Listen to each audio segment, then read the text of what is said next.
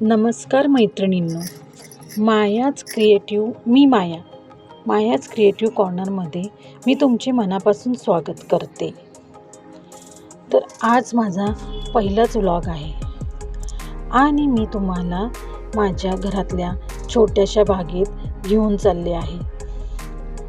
हे आहे माझे लाडके गुलाबाचे झाड. गुलाब म्हणजे फक्त फूल नाही, गुलाब म्हणजे प्रेम, सौंदर्य आणि सकारात्मकतेचे प्रतीक आहे. फुलांना बोलता येत नाही, पण ते मनाशी थेट संवाद साधतात. आणि फुलांचे महत्त्व एवढे आहे की ते आपण देवपूजेलाही वापरतो. सौंदर्य प्रसाधनामध्ये पण आपण फुलांचा वापर करतो. आता माझ्याकडे जास्वंदाचेही झाड आहे. जास्वंदाचे फूल देवाला अर्पण केलं की मन आपोआप शांत होतं. तसं आयुष्यातही शांत राहायला शिकलं पाहिजे.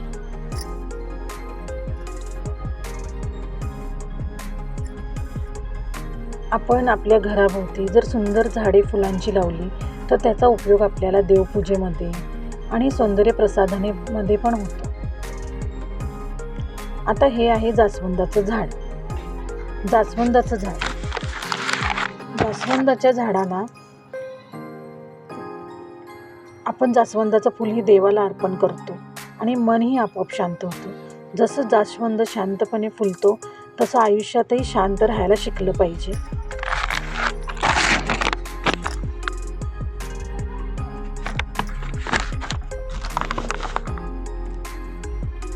किती फुलं आली आहेत ना ह्या झाडाला, किती छान वाटतं अशी शोची झाडे पाहून.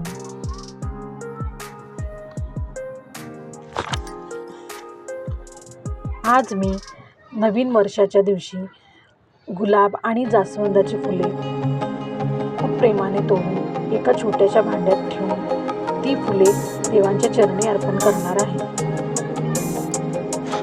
कारण देवाला फुलं अर्पण करताना आपण नकळत आपल्या मनातल्या चिंता अर्पण करतो. या फुलांनी मी आज देवांची पूजा करणार आहे.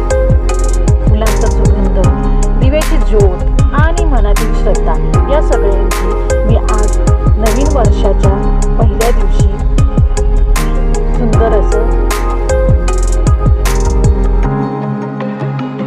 दिवसाची सुरुवात करणार आहे.